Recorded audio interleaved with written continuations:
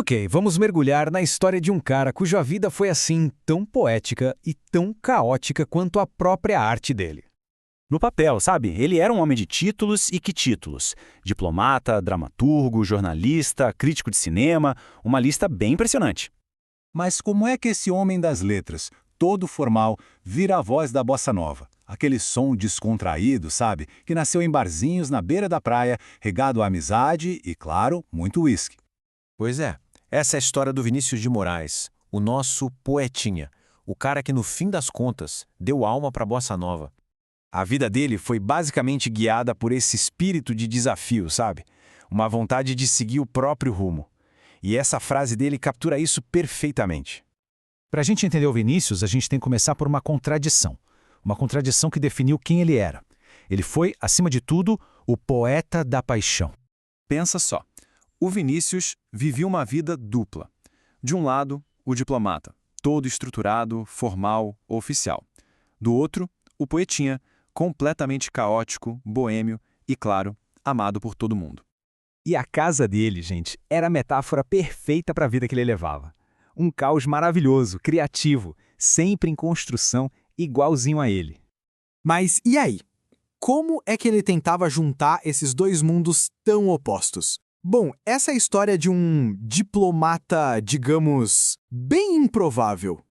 Ele usava a carreira de diplomata como uma vitrine para os seus versos, sabe? E um jeito de buscar inspiração pelo mundo.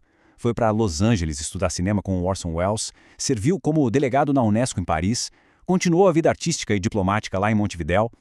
Só que, claro, uma hora a conta ia chegar, né?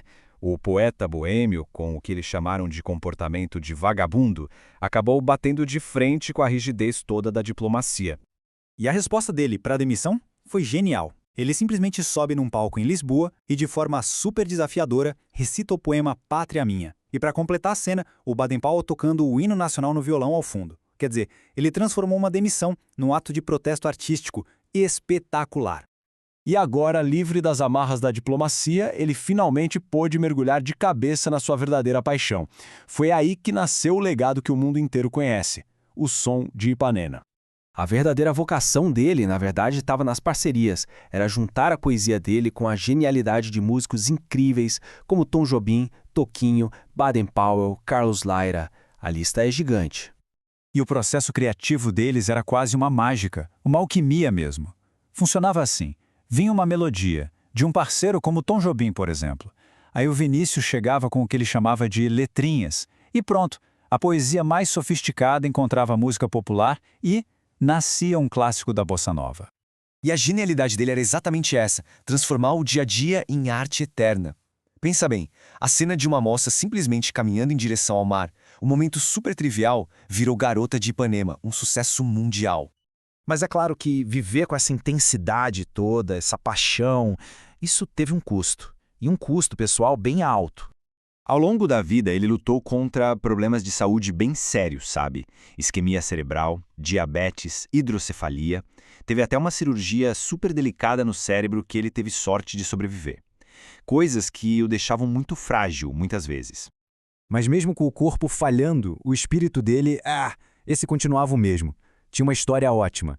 Ele passava o jantar todo recusando doces, todo cuidadoso. Mas aí, de madrugada, era pego atacando as sobremesas direto da geladeira, que nem um menino. Era esse o Vinícius.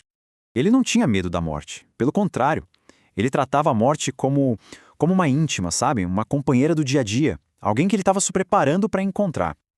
Então a gente chega na pergunta, como é que uma vida tão cheia de paixão e contradição termina? Ou melhor, será que termina?